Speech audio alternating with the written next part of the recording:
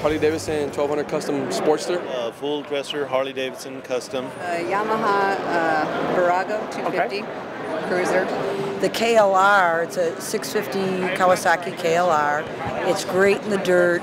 You can do it. You can go out to breakfast though because it's street legal, which is great. Yeah, Suzuki Boulevard C50. I have a Honda 929 and I have a Harley Night Rod right now. Yeah, I'm happy with Progressive Insurance, and I would suggest that you go check them out.